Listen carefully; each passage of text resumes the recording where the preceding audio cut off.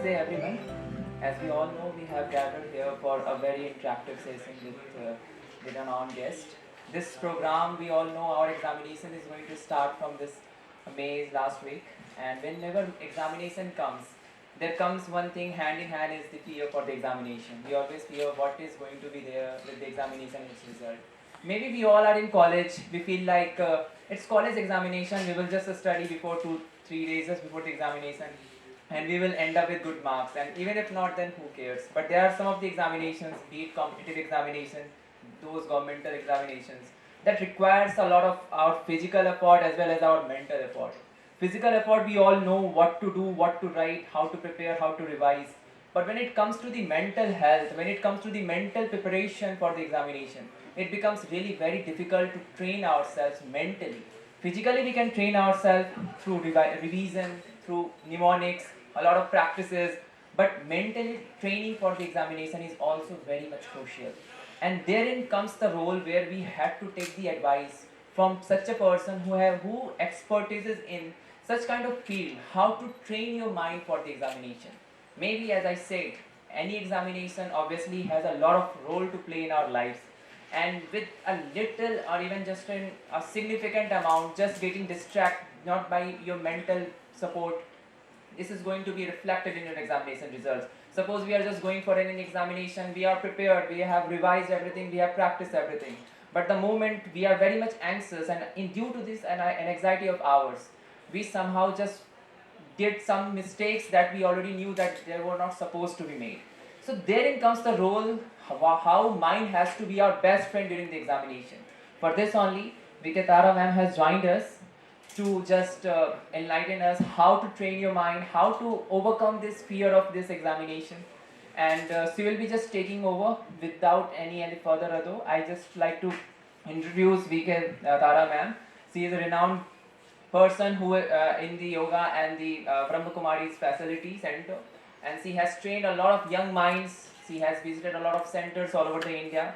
She also just motivates people, motivates young kids how to come and how to just come out of those fear, depression, that kind of feelings, which we all as a students have some point of our time have been a part of. Because these things we always fear what's our career is going to be, how all things are just going to be. We always fear. Ma'am expertises in this one, and I would like to call, without any further ado, I would just like to call ma'am to please take over to the podium, and all these young minds want to listen to you, ma'am. Please, ma'am.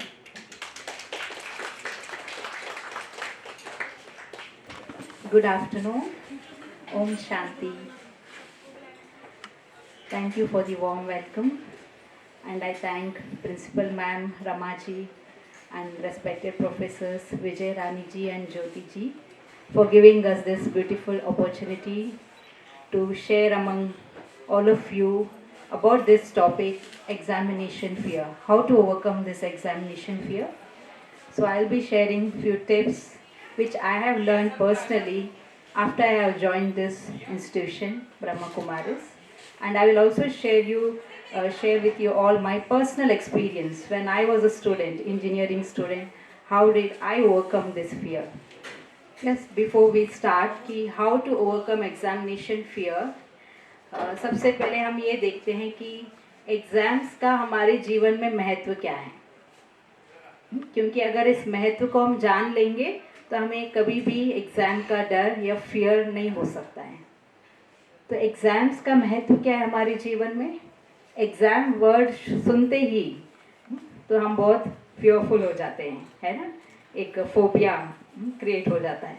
तो वास्तव में exams are necessary in order we progress in our life. In order to progress in life, we need to face this situation. We have to give exams. देखो अभी तक आप इस जो भी आप अभी अपने ग्रेजुएशन कर रहे हैं, यहाँ तक आप कैसे पहुँचे हैं? आपने first standard, second standard, third, fourth ऐसे आपने एग्ज़ाम्स दिए ना हर साल, तभी तो आप यहाँ तक पहुँचे हैं. अगर हम एग्ज़ाम्स देंगे ही नहीं तो फिर हम जीवन में आगे कैसे बढ़ेंगे? हमारी प्रोग्रेस कैसे होगी? हमारी बुद्धि का विकास कैसे होगा? सो हमें इसलिए डरना नहीं चाहिए. एग्ज़ाम्स सुनकर हम बहुत डर जाते हैं, लेकिन exams it's acts like an advantage for us. हमारी प्रोग्रेस इसी से होती है और हमने उस टॉपिक पर या उस सब्जेक्ट पर कितना हमने स्टडी की है या उसकी कितनी नॉलेज है, वो कैसे पता चलता है? जब हम एग्ज़ाम्स देंगे।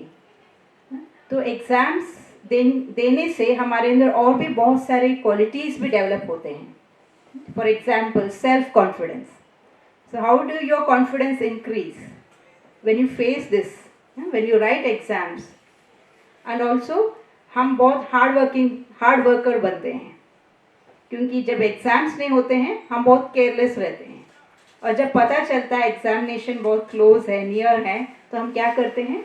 स्टडी करना शुरू कर देते हैं, हार्ड वर्क करना। So you all do that, no? So ये भी क्वालिटी हमारे अंदर डेवलप होती है, hard working. We become hard worker. And हमारे अंदर एक करेजियस एटीट्यूड डेवलप होता है, क्योंकि हमें पता है कि एग्ज़ाम्स लिखने से ही हम आगे बढ़ सकते हैं, हम उत्तीर्ण हो सकते हैं।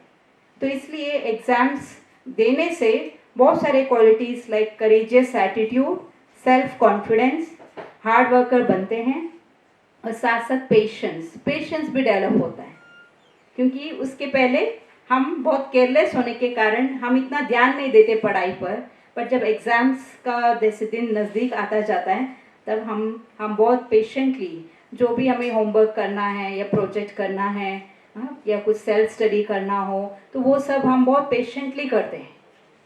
और दूसरा, we also develop in us cooperation, सहयोग। How do we develop cooperation? क्योंकि जब हम एग्ज़ाम्स के लिए तैयारी करते हैं, हम एक दूसरों से क्या मांगते हैं? फ्रेंड्स से, आप अपनी क्लासमेट से सहयोग या कोऑपरेशन चाहते हैं ना, ताकि जो हमें कुछ मालूम नहीं है हम पूछते हैं कि आपको ये सब्जेक्ट पर मालूम है, थोड़ा सा हमें भी समझाओ, क्योंकि मुझे ये टॉपिक या ये सब्जेक्ट थोड़ा डिफ़िकल्ट लगता है।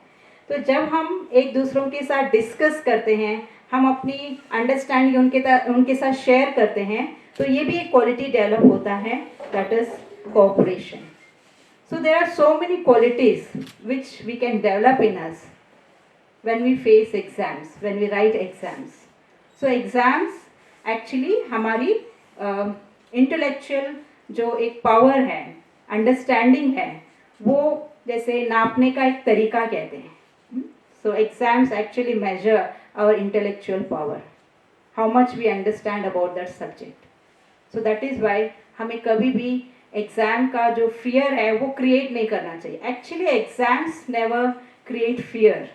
ये एक अंडरलाइन पॉइंट है, आप सभी अपने जीवन में ये नोट डाउन कर लेना, बुद्धि में नोट डाउन कर लेना कि एग्ज़ाम्स फियर नहीं क्रिएट करते हैं, लेकिन हम अपने विचारों से फियर क्रिएट करते हैं। पता नहीं क्या होगा, कैसे होगा, फेल हो जाऊंगी तो पेरेंट्स क्या बोलेंगे, टीचर्स का, फिर हम अगर इतना परफॉर्म नहीं कर पाते, अच्छे से एग्ज़ाम नहीं लिख पाते, टीचर्स क्या बोलेंगे जिन्होंने हमारे ऊपर इतनी मेहनत की पूरा साल। तो ये जो थॉट्स हैं, नेगेटिव फीलिंग, तो ये नेगेटिव थॉट्स, ये एक्चुअली आपके अंदर वो डर क्रिएट करता है। तो एग्ज़ाम्स हमें फियर नहीं क्रिएट कर रहा है, लेकिन हमारे थॉट्स, अपने विचार जो हैं वो क्रिएट कर रहा है फियर। तो फर्स्ट एंड फॉरमोस्ट कि जैसे मैंने बताया, हमारे थॉट्स ही हमें बहुत डराते हैं। तो ये थॉट्स क्या हैं और ये कहाँ से क्रिएट होते हैं, ये भी जानना में बहुत ज़रूरी है। Can you all tell where does these thoughts arise from, या where does the thoughts gets created?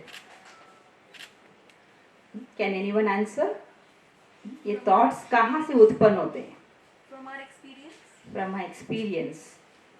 और एक्सपीरियंस से हमें ये भी पता चलता है कि कई बार मान लो हमने पिछले साल ठीक नहीं किया, एग्ज़ाम बहुत अच्छे से नहीं किया, लेकिन उस एक्सपीरियंस से हमें और आगे, अब इस साल में मुझे और अच्छा करना है, तो एक्सपीरियंस से हम और भी आगे बढ़ते हैं। बट हम ये कह सकते हैं कि इस बार भी अगर मैं नेगेटिव सोचती हूँ, पिछले बार की तरह मान लो इस साल भी मैं फेल हो जाऊँ, तो again your thoughts is carrying you, या जो आपके मन में जो विचार चल रहे हैं वो थॉट्स आपको डीमोटिवेट कर रहे हैं या आपको डर क्रिएट कर रहा है आपके अंदर। तो again thoughts play a very important role. It doesn't matter कि सिचुएशन क्या है, पीपल कैसे हैं, लेकिन how you your state of mind is at that moment, that matters a lot. So आपके thoughts, as is your thoughts so is your feelings. अगर आपके thoughts positive हैं then you will feel very happy, calm, peaceful during exams. But वही आपके अगर thoughts negative हैं तो how do you feel it? How do you feel at that time? That is why slides अगर आप slides आगे बढ़ो. हाँ. तो इस परीक्षा मित्र अभियान जो ब्रह्म कुमारीज का जो ऑल ओवर इंडिया ये अभियान चल रहा है, इसके अंतर्गत आज हम यहाँ पर आए हैं ये सेशन लेने. तो ओवरकमिंग एग्जामिनेशन फियर. तो इसके नेक्स्ट स्लाइड में next see what is fear. It's negative thoughts. It's actually thoughts created by yourself. जैसे कहते हैं मन जो है हमारा मन, उसको हम यूज़ करते हैं थॉट्स को प्रोड्यूस करने या क्रिएट करने. तो I am the creator, actually I am the creator of my own thoughts. So if my mind is with me, your mind is with you, and my mind is with me. So if I create negative thoughts, how do I feel?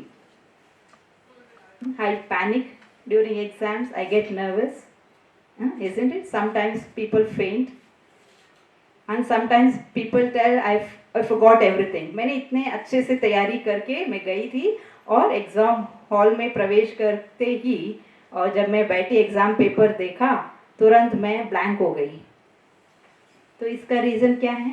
वो जो डर हमने create कर लिया, क्या होगा पता नहीं, रिजल्ट कैसे आएंगे, क्वेश्चंस कैसे होंगे, फेल हो जाऊंगी तो.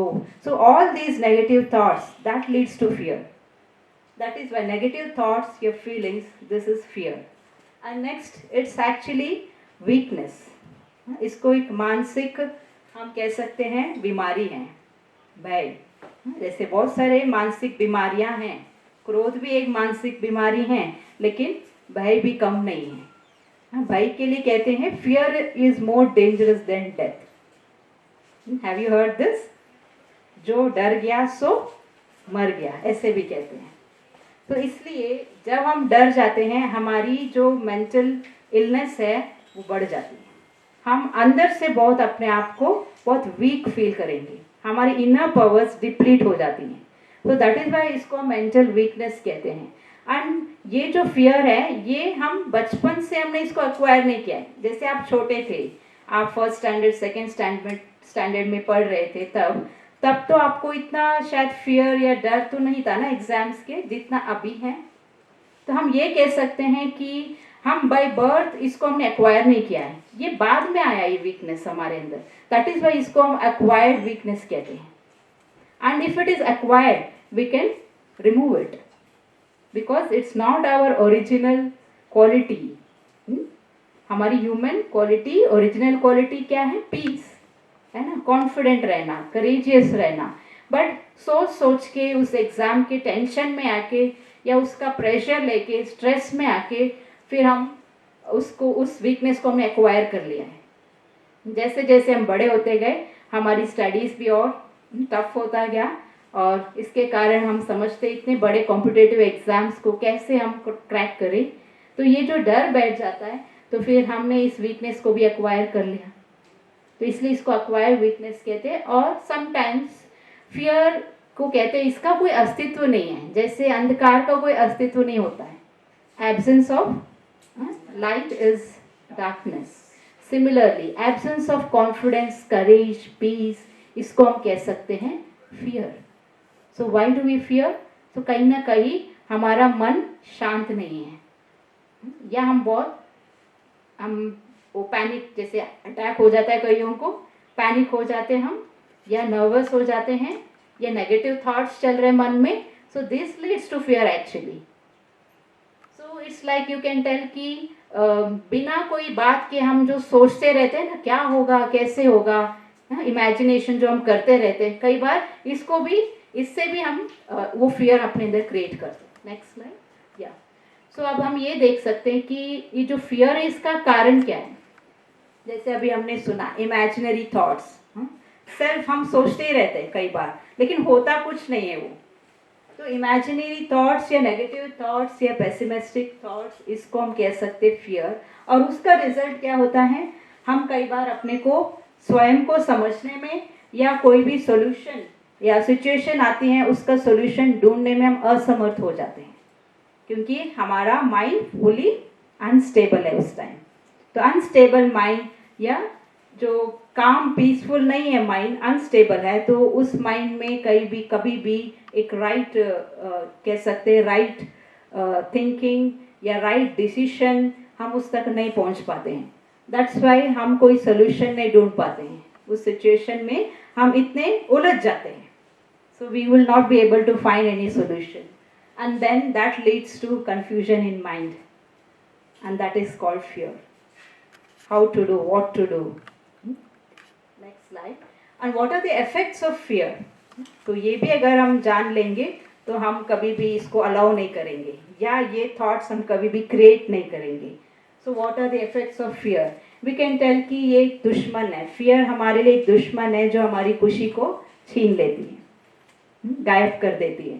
तो that's why it kills our happiness and also हमारी कार्य क्षमता को घटा देती है। कभी आपने भी ये सब ने अनुभव किए होंगे, जब हम डर जाते हैं या एग्जाम फियर में आ जाते हैं, हमारी वर्क एफिशिएंसी, हमारी परफॉर्मेंस पर कितना उसका असर पड़ता है। यस और no, are you all experience? And we will be incapable to face any situations in life. जो भी, सिर्फ एग्जाम में कोई एक सिचुएशन नहीं है हमारे लाइफ में। हम जैसे जैसे अभी आगे बढ़ रहे हैं जीवन में, तो जीवन में तो बहुत सारे सिचुएशंस आते हैं ना, तो हम उस टाइम भी उन सिचुएशंस को पार नहीं कर पाते। वो क्षमता हमारे अंदर डेवलप नहीं होती है जब हम डर जाते हैं। और fear makes us weak physically as well as mentally. Mentally तो होते ही हैं, बट उसका असर हमारे फिजिकल बॉडी पर भी पड़ता है, हमारे ऑर्गन्स। कईयों को ये भी एक्सपीरियंस है, जब एग्जाम टाइम में ज़्यादातर उनका जैसे पेट खराब हो गया है ना, लूज मोशंस टाइप, क्योंकि वो इतने डरे हुए हैं उस टाइम और उनको लगता है बार बार वो वॉशरूम जा रहे हैं या पानी पी रहे हैं, घबराहट हो रही है। तो इसका रीज़न क्या है, तो जो हम डरे हुए मेंटली, वो वीकनेस आ गई हमारे अंदर, उसका असर फिर बॉडी के ऊपर भी पड़ रहा है। So that's why it affects both mentally and physically. And fear, जब हम कहते हैं क्रोध जब आता है तब भी हमारी डिसीजन मेकिंग पावर खत्म हो जाती है, एंड एज वेल एज जब हम डर जाते हैं तब भी, जैसे fear it locks our intellect, because our intellect it has the capacity to decide. जैसे मैंने शुरू में बताया, मन का काम होता है थॉट्स प्रोड्यूस करना, विचार क्रिएट करना। Similarly our intellect has the power to decide या discern things which is good and which is bad for me. So ये जो डिसीजन मेकिंग पावर हमारी, वो क्षमता कम हो जाती है। इसलिए हमें फियर में नहीं आना चाहिए। We will lose this discerning power. And then fear depletes our inner powers. It's like a poison which makes us empty. हम अंदर से खोखला या खाली हो जाते हैं।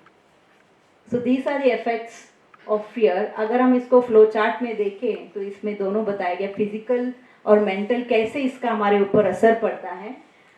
जैसे मैंने बताया, फीलिंग वीकनेस इन बॉडी, कोई भी जैसे अंग ज़्यादातर जो हम ऑलरेडी वीक हैं, तो वो उस पार्ट ऑफ द बॉडी में ज़्यादा हम फील करते कमज़ोरी हैं, है? तो कईयों को चक्कर आता है, कई फेंट भी हो जाते हैं इसके कारण। और lack of interest in work, जैसे कईयों को लगता है एग्ज़ाम लिखना ही छोड़ दो। अगर ये सब उनको वो फेस करते हैं ना, फिजिकल इलनेस, तो उनको लगता है एग्ज़ाम क्या लिखना, अभी छोड़ ही दो। कोई काम करने का जैसे उनका मन नहीं करता। और पुअर डाइजेशन, जैसे मैंने बताया कि अगर हम 10 दिन पहले अगर हम उसका ध्यान रखते हैं भोजन पर, लेकिन इससे कुछ नहीं होता। थ्रू आउट द ईयर हमें इसका ध्यान रखना है, क्योंकि जब हम मान लो फियर में आ जाते हैं तो कहते हैं हमारी डाइजेशन पावर वो भी वीक हो जाती है। That's how it affects our physical health and mentally तो ये मोरल डाउन हो जाता है, हम बहुत असमर्थ फील करते हैं अपने आप को, और टॉलरेंस पावर कम हो जाती है, बहुत इम्पेशेंट हो जाते हैं। कई बार आप देखते हैं ना, फ्रेंड्स जैसे एग्जाम से पहले कितना हमें कोऑपरेट कर रहे थे, और जैसे जैसे एग्जाम का दिन नज़दीक आता गया और उनके बिहेवियर में आप फील करते changes. Now he is not more cooperative, और बहुत इरिटेट होके बात कर रहे हैं। कई बार ऐसे होता है ना, स्टूडेंट्स कई ऐसे बिहेव करते हैं, तो ये उसका असर है, मेंटल वीकनेस। तो कैसे हमारे मानसिक स्ट्रेस को फियर जो है वो बढ़ा देता है, और negative thoughts get created and we keep thinking meaninglessly. उसका कोई जैसे एक कोई लिंक ही नहीं होता हमारे वास्तविक जीवन में। हम वैसे ही बैठे बैठे ही कुछ ना कुछ ऐसे सोचते रहते हैं, बट उसका कोई आधार ही नहीं होता हमारे एग्जाम्स के रिलेटेड, हमारे फ्यूचर के रिलेटेड। ऐसे ही हम सोचते रहते हैं बिन बात के। So these are the effects on physical and mental, and this again leads to finally irritability in nature। बहुत इरिटेट होके बात करना, और उनके बिहेवियर में बहुत चेंज हम देखते हैं। उनका जैसे नेचर बहुत रूड एंड रफ, एंड खुशी तो गायब हो ही जाती है उनके चेहरे पर। जो पहले खुशी थी, अब उनको लगता है, अब अगर उनको कोई देखते हैं तो उनको लगता है शायद आजकल इसका एग्जाम चल रहा है। उसके चेहरे से पता चल जाता है, जो खुशी गायब हो गई है वो बहुत सीरियस दिख रहा है। एग्जाम टाइम में आप देखो सबका चेहरा कितना सीरियस रहता है। तो आगे हम देखेंगे कि एग्जाम टाइम में tips to overcome exam fear में हम देखेंगे कि कैसे हमें अपनी ह्यूमरस नेचर को उसको बढ़ा के रखना है हमें। तो हम आगे देखेंगे। सो नेक्स्ट, अगर हम फियर का एब्रीविएशन देखें, fear leads to, so these are the some symptoms of fear, that is frustration। हम बहुत निराश अनुभव फील करते हैं, निराश हो जाते हैं। एम्बरेसमेंट, जैसे घबराहट फील होता है उस टाइम जब हम फियर में होते हैं, डर जाते हैं, और बहुत चिंता या दुख अनुभव करते हैं कि बस ये सिचुएशन हम कैसे पार करें, कब ये एग्ज़ाम्स पूरे होंगे, और बहुत रेस्टलेसनेस, बेचैनी फील होती है। So these are the symptoms of fear. Next, अगर हम इसका पॉजिटिव मीनिंग देखें, जो एक्चुअली हमें इसको सीखना है, जो नेक्स्ट स्लाइड है,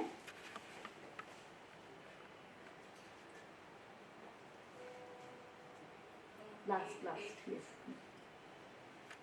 so actual this is the meaning of fear. इसको अगर हम जीवन में अप्लाई कर ले तो हम कभी भी एग्जामिनेशन फियर में आ ही नहीं सकते।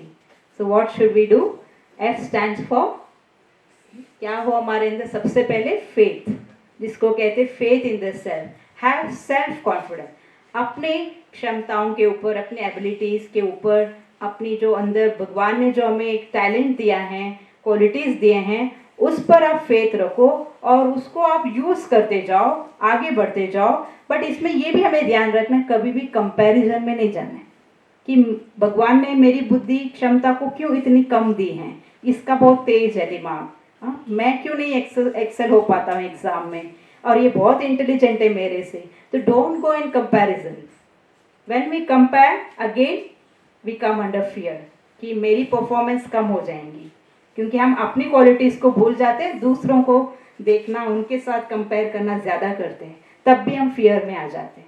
So always have faith in your own abilities, in your own qualities, that is actually a gift from God. And we all are unique. Always consider that I am a unique soul and no one can be like me. So have faith in yourself. Don't lose your self-confidence. And then enjoy the moment. जैसे मैंने बताया, exam कहकर ना हम बहुत serious हो जाते हैं। No, that's why you come under tension. It's like any other day. 365 days है per year, है ना? So exam is also like any other day. It's also one day like in a year.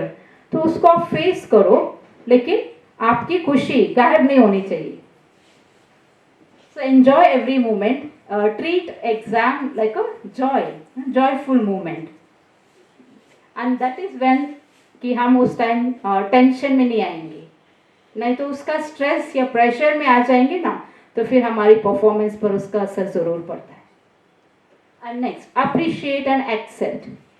अगर हमें fear को overcome करना है, appreciate yourself, your classmates, everyone you meet, and also accept it क्योंकि exam नहीं देंगे तो फिर हम आगे कैसे बढ़ेंगे।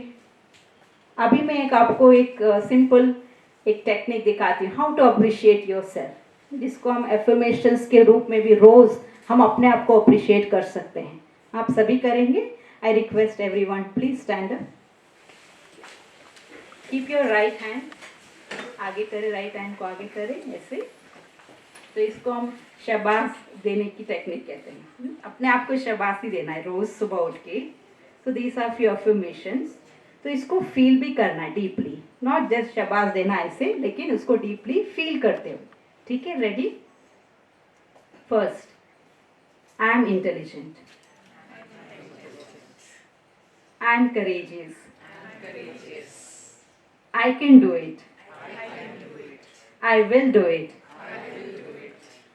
Victory is my birth right, है ना? विजय निश्चित है मेरी, है ना? अभी से आप ये विजुअलाइज करते जाओ, इसको फील करते जाओ, तो कभी भी फियर में नहीं आएंगे आप। डेफिनेटली आप उसको एक्सेल करोगे एग्जाम्स में, आप विक्टोरियस बनोगे। So I am a victorious soul, I am a powerful soul, I am intelligent, I am genius, I can do it, I will do it, victory is my birthright, God is with me, सबसे important है God is with me. तो ये आप appreciate करेंगे ऐसे रोज अपने आप को। Thank you, please be seated. और दूसरा जो लास्ट मीनिंग है, rest for some time. Rest for some time मतलब एग्जाम पूरा हो गया और हम फिर सोते ही रह जाएं अगले दिन ना आए कॉलेज में, ऐसा नहीं। तो rest for some time, this is actually during the exams या ड्यूरिंग द प्रिपरेशन। किसी ने बहुत जो टेलीफोन के जो इन्वेंटर थे वो कौन थे, उनका नाम क्या है? Graham Bell. या so he has told that कि सक्सेस तो आपको मिलेगी, लेकिन first step is preparation. So during preparation, you have to rest for some time. Rest for some time here means, क्योंकि हम जैसे एग्ज़ाम नज़दीक आ रहा है तो हम क्या सोचते हैं कि पढ़ना है, कई तो 6 घंटे 8 घंटे कंटिन्यूस एक ही जगह पर बैठे रहते हैं, नहीं पढ़ेंगे तो फेल हो जाएंगे ये भी एक रॉन्ग बिलीफ है हमारे अंदर। तो we have to not continuously study, we have to study of course but not continuously. So take a break in between. Rest for some time means take a break of 1 to 2 minutes या 5 minutes, go for a walk and then come back and again rest for some time। इसमें आप breathing techniques जो हैं वो भी आप use कर सकते हैं। इससे क्या होता है, हमारी जो ब्रेन है उसको एनर्जी मिलती है, ऑक्सीजन पहुंचती है। जब हम ब्रीथिंग एक्सरसाइज इनहेल एक्सेल करते हैं ना, अभी हम वो भी करेंगे, तो उससे ऑक्सीजन जो प्रोवाइड होता है ब्रेन को मिलता है। तो इससे हम बहुत एक्टिव हो जाएंगे। हम जैसे नहीं पढ़ते पढ़ते हम जैसे ऊब जाते हैं, ऐसे नहीं होगा। तो हम अगेन एक्टिव हो जाएंगे और ऑक्सीजन मिलते पूरे बॉडी को and specially the brain. And जो आप उसके बाद जो आप पढ़ाई करोगे after resting for some time, after these exercises, breathing exercises या even if you go for a walk outside, and then when you study you will be able to grasp things more properly. और आप जो भी पढ़ोगे after that again you will be able to grasp and उसको memorise करना आपको easy हो जाएगा। दैट इज वाई बीच बीच में ब्रेक लेना, this is important. So let us do this exercise also. I request again please sit straight, back कमर सीधा रखे सभी।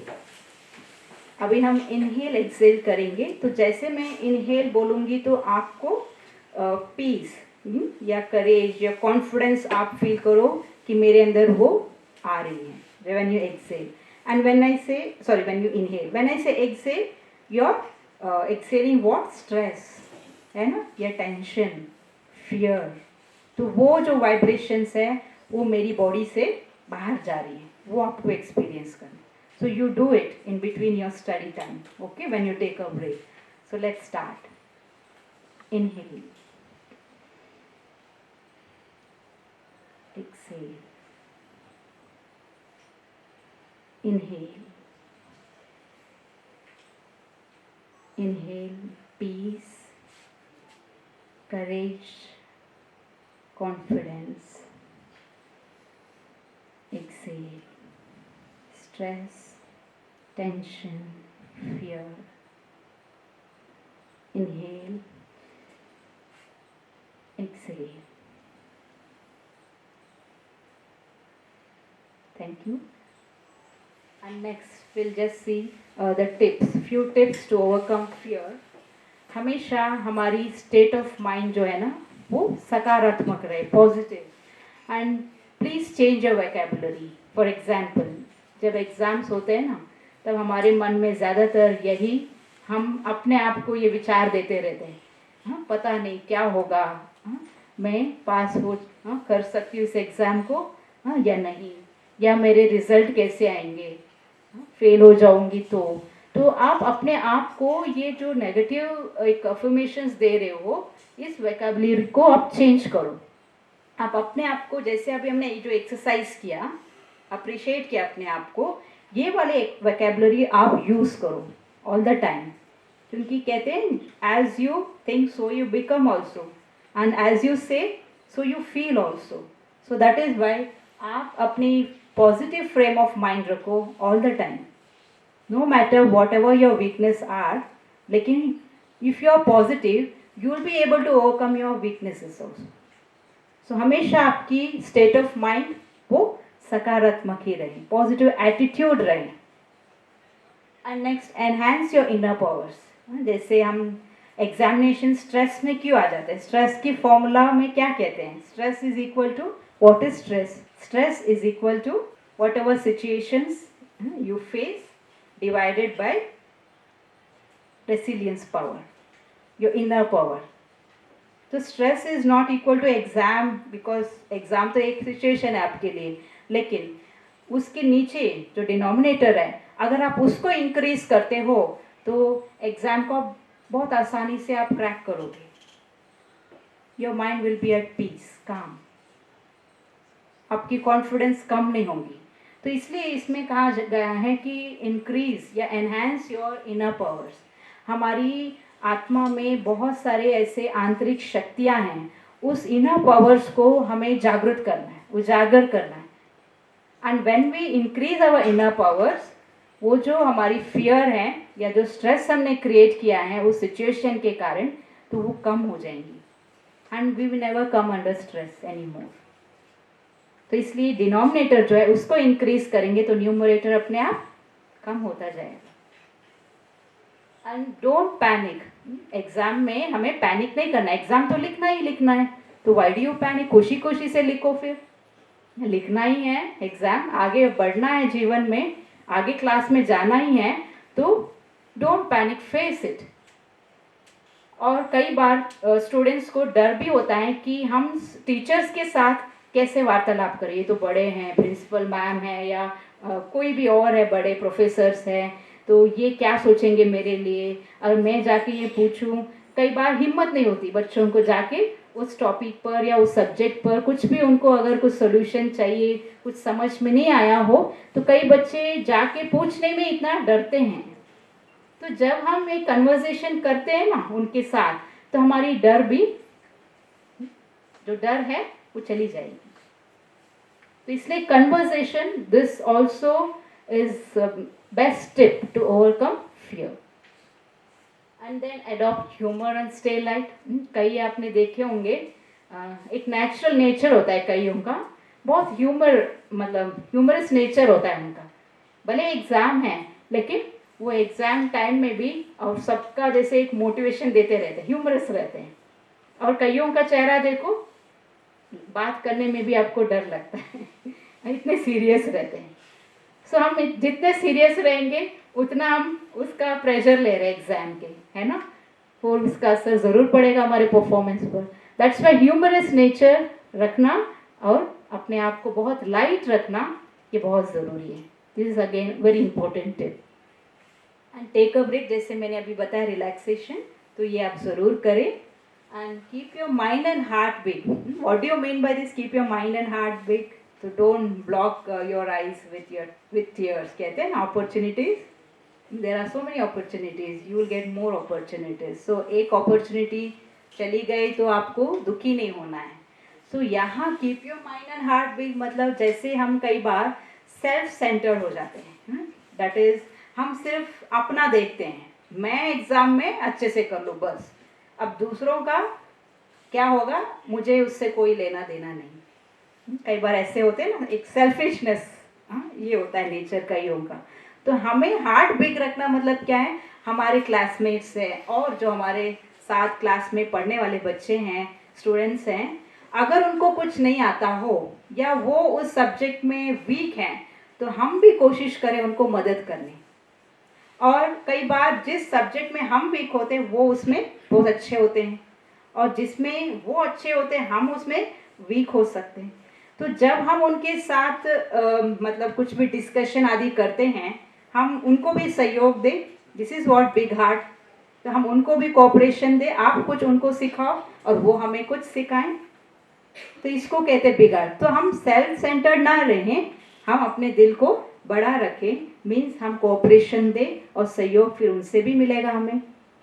That is what here in order to overcome that fear, give cooperation, help others also, and you'll get help from them also. And then the very important thing जो आज हम यहाँ specially ये message देने ही आए हैं, सबसे आप ये कह सकते हैं effective tip of overcoming fear, that is meditation, जो हम यहाँ पर खुद सीखते भी हैं और औरों को सिखाते भी हैं. आप जैसे बहुत सारे बच्चे हमारे सेंटर्स पर आते हैं स्पेशली मेडिटेशन सीखने के लिए, क्योंकि जीवन में सिर्फ एग्जाम से नहीं और भी बहुत सारे सिचुएशंस आते हैं. तो उसके लिए हमारी इनर पावर कैसे हम उसको बढ़ाएं, हमारी माइंड बहुत पीसफुल रहे, स्टेबल रहें. तो उसके लिए हमें एवरी डे अगर हम राज योगा मेडिटेशन करते हैं तो that will increase our concentration power, our mind will be peaceful, our intellect will be stable, and we can excel in our exam with flying colors. And finally, these are some few tips for effective study. अगर आप इसको भी follow करेंगे आप बहुत अच्छे marks ले सकते हैं एग्जाम में. I will tell you my own experience to in this. First and foremost, आप प्रायोरिटी, आप अपना जो भी सब्जेक्ट्स हैं उसको पहले प्रायोरिटी में रखो. सबसे पहले मुझे किस सब्जेक्ट पर मुझे उसको इम्पोर्टेंस देना है. फॉर एग्जाम्पल कोई ना कोई सब्जेक्ट में आप वीक होते हैं, उसमें आप ज़्यादा टाइम स्पेंड करो. कई होते हैं जो सारे सब्जेक्ट्स में बहुत अच्छे हैं लेकिन एक सब्जेक्ट में वीक है, लेकिन वो वीक सब्जेक्ट पर ज़्यादा फोकस नहीं करते, और बाकियों में वो बहुत अच्छे हैं, उस पर वो ज़्यादा फोकस करते हैं. बट उस एक सब्जेक्ट में जिसमें हम वीक है, अगर उस पर हम फोकस नहीं करेंगे, अगेन इन फाइनल एग्जाम वो भी तो काउंट होगा मार्क्स. एक सब्जेक्ट में भी अगर हम फेल होते then you are called as a failure. So that is why कि एक तो प्रायोरिटी में रखो कौन कौन से सब्जेक्ट आपको सबसे ज़्यादा टाइम उसको देना है, फोकस करना है उस पर. और दूसरा, उसको टाइम देने के बाद जैसे टाइम टेबल बनाओ, किस सब्जेक्ट के लिए आपको कितना टाइम देना है, किस में मैं वीक हूँ और उसके लिए कितना टाइम देना है. तो जब इंजीनियरिंग कर रही थी तो मैंने भी ऐसे शेड्यूल बनाया था और उससे बहुत हमें मदद मिली. तो उससे फिर मैंने जो मेरी वीक सब्जेक्ट्स थी तो उसमें मैंने ज़्यादा फोकस किया, और दैट इज़ हाउ उसमें भी मैं अच्छे मार्क्स ला पाई फाइनल में. So time table it's a must. And stop continuous reading, take a break. जैसे मैंने अभी पीछे भी बताया था, कंटिन्यूस पढ़ते नहीं रहना, गिव अ ब्रेक. जैसे कहते हैं ना दिमाग गर्म हो जाता है, तो कुछ भी पड़ा हुआ वो सब बैठेगा नहीं दिमाग में. गरम तवा होता है ना, और उसमें आप पानी की छींटे डालो तो सुई करके उड़ जाता है. ऐसे ही जब हमारा दिमाग गर्म है, हम स्ट्रेस में हैं, प्रेशर में हैं, ये कंटिन्यूसली पढ़ते ही जा रहे हैं लेकिन कुछ नहीं जा रहा है अंदर. तो इसके लिए बीच बीच में ब्रेक लेना, 1-2 मिनट साइलेंस में बैठना, और ये जो ब्रीथिंग टेक्निक बताया, इनहेल एक्सेल, इसको डीपली फील करना, अपने आप को अप्रिशिएट करना every day in the morning as soon as you get up. So these are few relaxation techniques. And say no to balance diet, division. तो revision specially आप कई लोग समझते हैं कि रिवीजन मैं अकेला करना चाहता हूँ, दैट इज़ ऑल्सो ओके। और कई लोग रिवीजन ग्रुप में अपने फ्रेंड सर्कल में जब आते हैं ना तो वो अच्छे से रिवाइज कर पाते हैं, क्योंकि जैसे मैंने बताया डिस्कशन करने से फ्रेंड्स के साथ कुछ उनसे हमें हेल्प मिलती है, उन्होंने उस टॉपिक को कितना गहराई से समझा है, कुछ हमसे उनको मिलती है। तो आप अगर ग्रुप में करना चाहें तो आप ग्रुप में भी रिवीजन कर सकते हैं, डिस्कस कर सकते हैं। अगर कईयों को नहीं पसंद आता है तो you can do it alone also. तो revision is a must. And another important thing is revision के लिए आप इतना टाइम नहीं दो जितना आपने पढ़ाई में स्पेंड किया है। Revision should be 1/4 of the time. जो आपने पढ़ाई की पहले उसका से 1/4 होनी चाहिए। और रिवीजन करते समय आप जैसे ये सबसे लास्ट पॉइंट में ये बताया गया, for this will help you in memorising thing. You can use images to understand that more, to understand about that topic, or you can use some formulas या short codes। और ये मैंने भी बहुत यूज़ किया इंजीनियरिंग में, because हमारे semester wise होते थे 6 महीने में, हमें जैसे इतने मोटे मोटे किताब और minimum 8 to 10 books we use to read for 6 months। तो बहुत उसका भी हमारे ऊपर जैसे प्रेशर था, लेकिन हम ऐसे प्रेशर में नहीं आए, because every morning as soon as I use to get up 4 o'clock I use to get up and I use to practise meditation 4 to 4:30 first half an hour I use to practise meditation. तो पहले मैंने अपने मन को शांत किया। और कहते हैं हमारा मन सुबह सुबह after the rest, after a good sleep, हमारा मन कहते हैं वो ब्लॉटिंग पेपर के समान होता है। What is the use of the blotting paper? Why do we use to absorb, है ना, it soaks। तो जब हम सुबह उठते हैं हमारा माइंड सबसे उस टाइम एक्टिव है, it's like a blotting paper. तो यू कैन एब्जॉर्ब या grasp things early, and that morning environment is very fresh and pure. So meditation करने के लिए भी वो सबसे अच्छा टाइम है। जैसे दिन में हम देखते हैं ट्रैफिक हो जाता है रास्ते में, है ना, जहाँ भी जाओ ट्रैफिक ही ट्रैफिक, और अर्ली मॉर्निंग आप ड्राइव करने जाओ रास्ते खाली मिलते। ऐसे ही मॉर्निंग टाइम सबसे अच्छा है for study also, as well as to grasp thing, to understand things, to memorise. तो ये मेरा पर्सनल अनुभव है कि मैं जब इंजीनियरिंग पढ़ती थी, जो सब्जेक्ट्स मैं सुबह पढ़ती थी ना, वो मुझे एग्ज़ाम टाइम में वो सबसे ज़्यादा याद रहता था मुझे, जो भी टॉपिक्स या सब्जेक्ट में सुबह पढ़ती थी। इसलिए कहते हैं 4 hours studying in the evening is equal to 1 hour studying in the morning. आजकल तो लाइफस्टाइल वो सारा रूटीन चेंज हो गया है, लेट सोते हैं और लेट उठते हैं।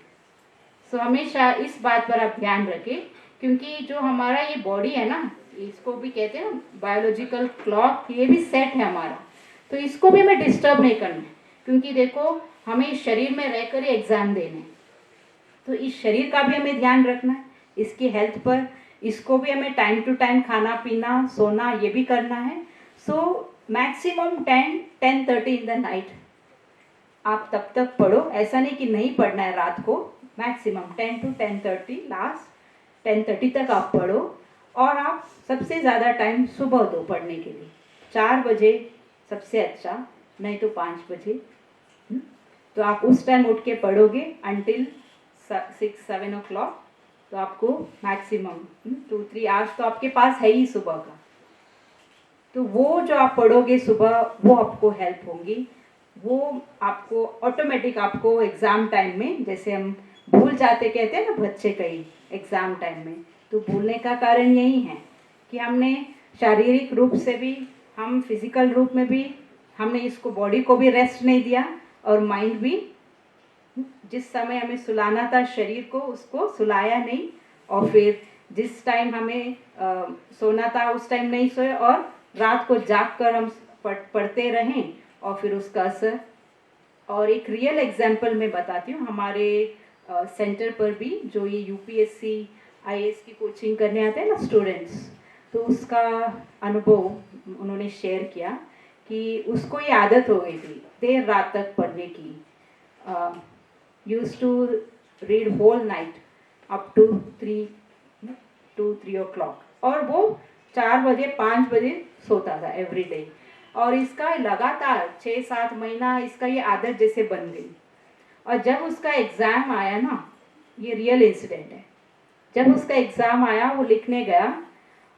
अब एग्ज़ाम तो रात में नहीं होते, हाँ, वो तो पढ़ता था रात को, लेकिन एग्ज़ाम कब होते हैं? हाँ, सुबह को होते हैं, दिन में होता है. तो वो एग्जामिनेशन हॉल में जाके पूरी तरह वो अपने जो टेबल था उसके सामने उस पे वो लेट गया, मतलब सो गया. वाई? क्योंकि उसको दिन में सोने की आदत हो गई थी, रात को पढ़ता था. और देखो उसने फिर उसको एक्सेप्ट किया, ये मिस्टेक, ये मेरी गलत आदत थी और इसलिए मैं एग्ज़ाम नहीं लिख पाया. और उसको बहुत रियलाइजेशन हुई.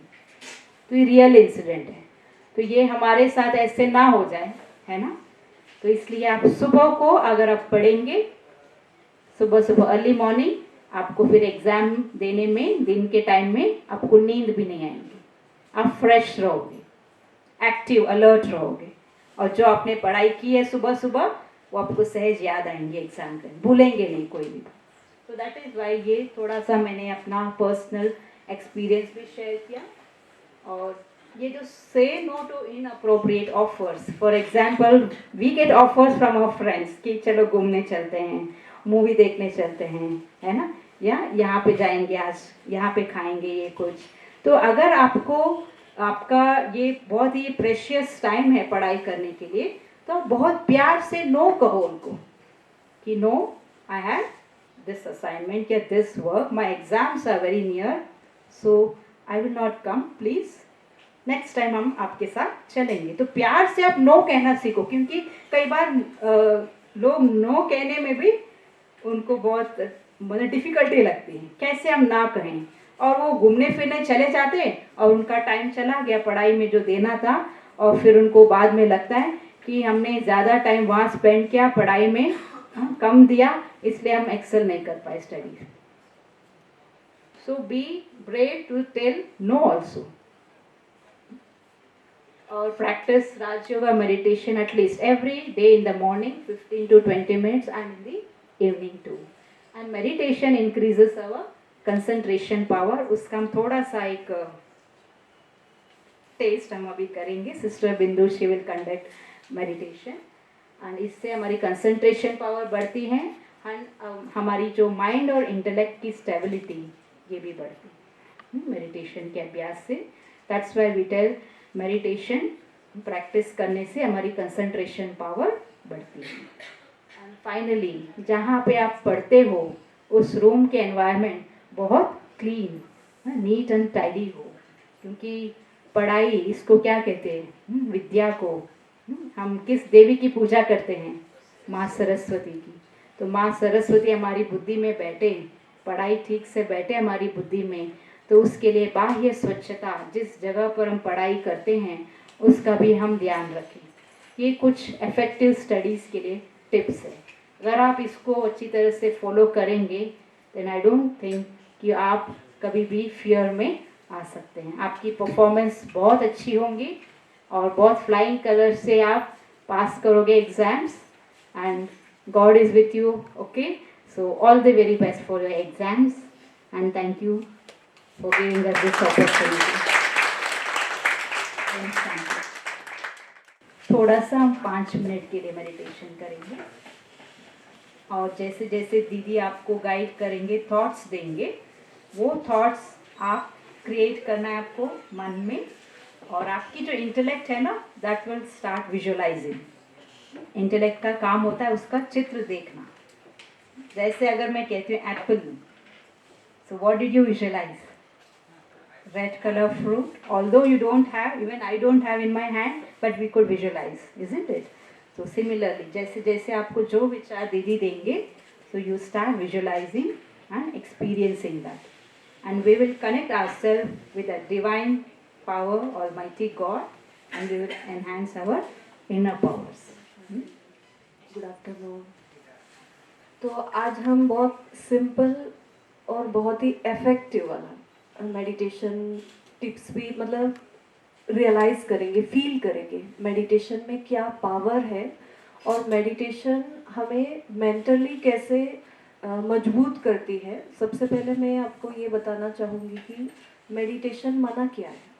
मेडिटेशन माना कनेक्शन। तो किसका किससे कनेक्शन है? कनेक्शन हमेशा दो दो होता है ना, कनेक्शन माना। तो हम यहाँ इस ब्रह्मा कुमारी इस मेडिटेशन से इस यहाँ जो राजयोगा सीखते हैं, तो इसमें सबसे पहले हमें खुद के बारे में जो हमें परिचय मिलता है, तो हम फिजिकल नहीं है सिर्फ, हम एक एनर्जी है। जैसे गाड़ी है, गाड़ी और गाड़ी को चलाने वाला ड्राइवर। तो शरीर जो है एक गाड़ी है और इसको चलाने वाली मैं जो एक एनर्जी हूँ, मैं जो एक सोल हूँ, मैं जो एक पावर हूँ, तो उसको हम आत्मा कहते हैं। तो मैं एक आत्मा हूँ, ये शरीर जो है मेरा है।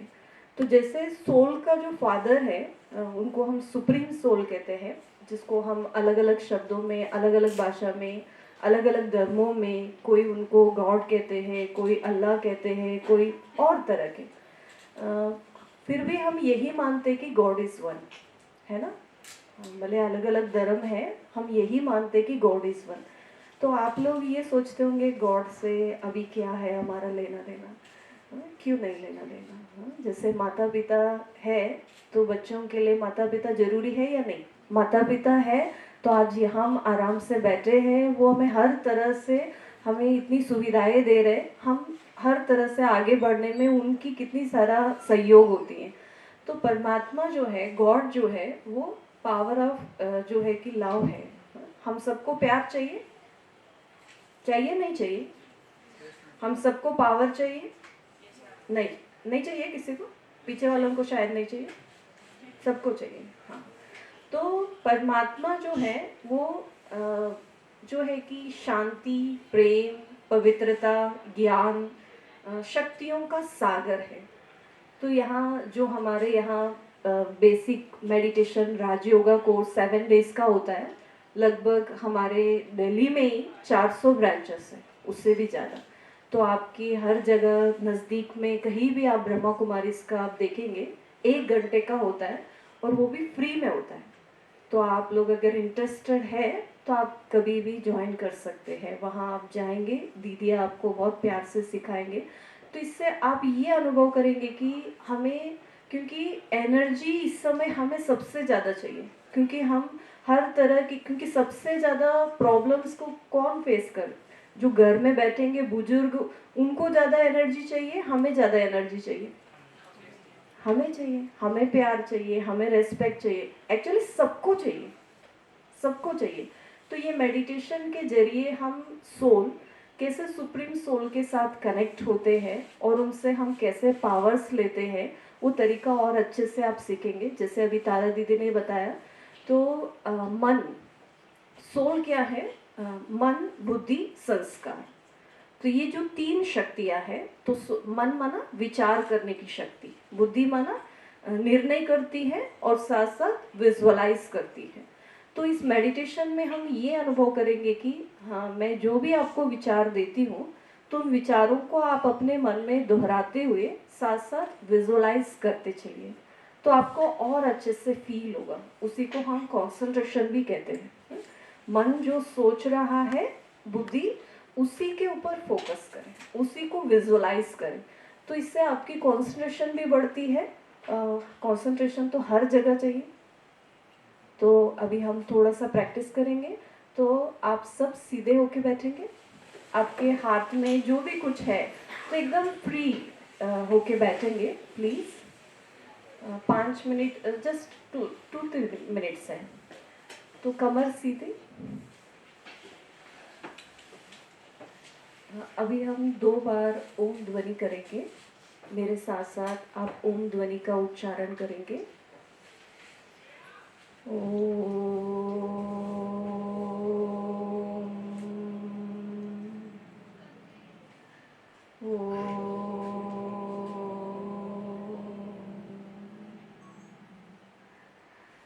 तो आप ऐसे महसूस कीजिए पूरा शरीर रिलैक्स हो रहा है। मैं बिल्कुल कंफर्ट फील कीजिए अपने आप को और अपने आप को विचार दीजिए, मैं एक एनर्जी हूँ, मैं एक लाइट हूँ, मैं एक शाइनिंग स्टार हूँ, मैं मस्तिष्क के बीचों बीच सितारे के समान चमक रही हूँ। I am a peaceful soul. महसूस कीजिए मुझ आत्मा सितारे से शांति की सफेद रश्मियाँ पूरे शरीर में फैल रहा है। मैं लवफुल सोल हूँ, मैं पावरफुल सोल हूँ,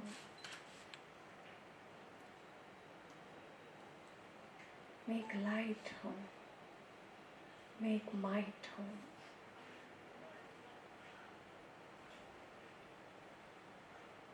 मैं बहुत बुद्धिमान हूँ,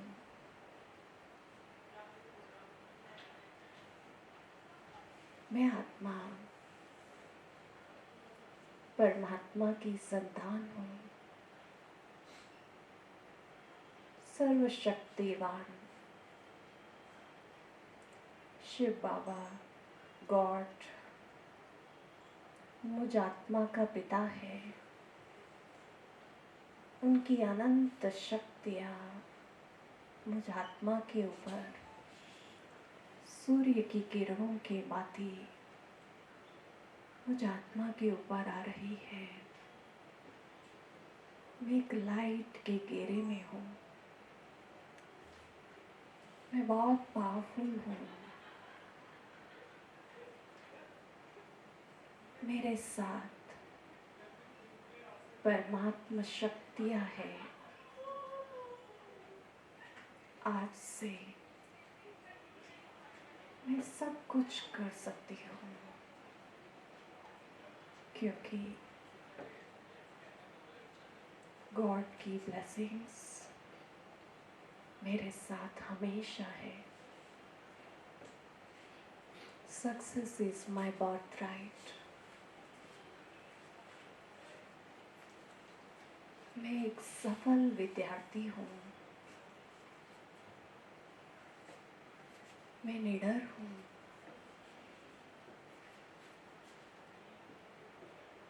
मैं बहुत लकी हूँ,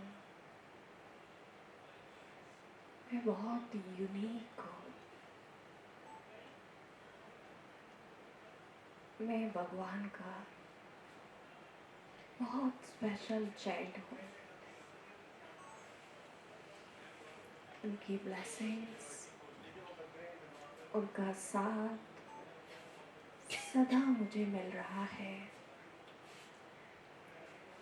मैं कोई भी कार्य आसानी से कर सकती हूँ।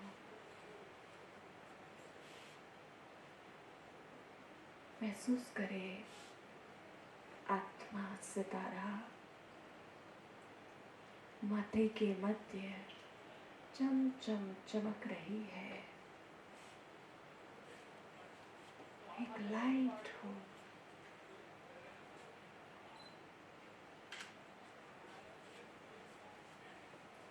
Om Shanti.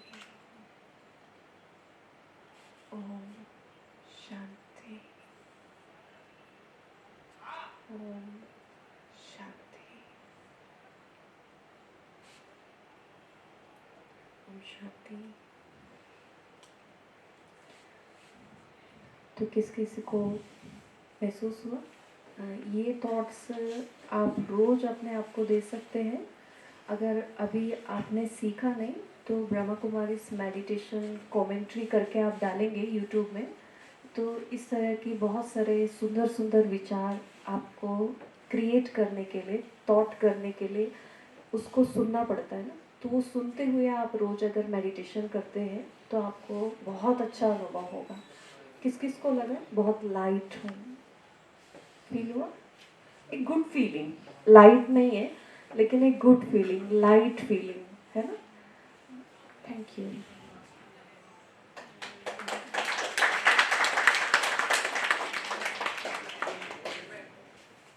We just want to thank Vijay ma'am, thank you, and Jyoti ma'am, and especially respected principal ma'am, Rama ma'am, उनका भी बहुत बहुत थैंक्स, और आप सभी का थैंक्स कि देखो आप कह सकते हैं इस कार्यक्रम के लिए गॉड ने आपको चूज़ किया, इसलिए हर कोई नहीं आए यहाँ पर, सिर्फ आप लोग पहुँचे हैं.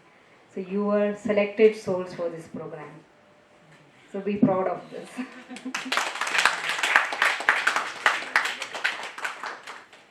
So thank you for inviting us, for giving us this opportunity to serve here, and meeting all of you. Thank you so much. And you're always welcome to our centers whenever you want to learn meditation. We are from the nearest branch, Kingsway Camp, Outram Lines. And we have our center in Hudson Line too, that's also close by to DU. And we have in Mukherjee Nagar too. So we have so many centers in Delhi around. So you can visit our centers and learn meditation. So it's not only for examination fear, to overcome examination fear, but all other situations which you will be facing in the future. So you can increase your powers when you meditate. But firstly, we have to learn how to meditate. So when you do that basic foundation course, because meditation is based on spiritual knowledge.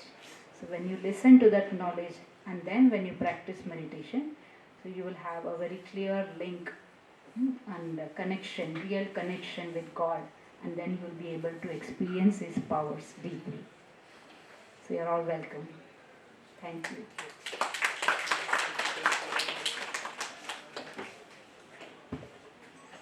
Thank you very much, ma'am. Indeed, we are the selected souls for this program. जैसा कहते हैं ना कि जो मन होता है वो घोड़े जैसा होता है, उसकी लगाम को अगर हम लोग पकड़ लेंगे तभी वो सही रास्ते पे चलता है. वो लगाम जो उसको पकड़ने का तरीका होता है वो बेसिकली मेडिटेशन ही होता है, वो साधना ही होता है, अभ्यास के थ्रू ही हो पाता है. मैम ने बताया कि कैसे हमें इनहेल करना चाहिए करेज को, हमें कॉन्फिडेंस को इनहेल करना है, क्योंकि जैसे कहते हैं ना कि absence of light is darkness. In the similar way absence of confidence is fear. So the moment हमारे पास कॉन्फिडेंस होगा तो जो एग्जामिनेशन से रिलेटेड जो फियर्स होते हैं वो ऑब्वियसली वो नहीं होंगे, and that confidence will come through practice, through meditation, through self belief, the most important, and through the belief on the almighty as well. So thank you, ma'am, for enlightening us. Now I request Vijaya ma'am and Jyoti ma'am to felicitate the chief guest of ours.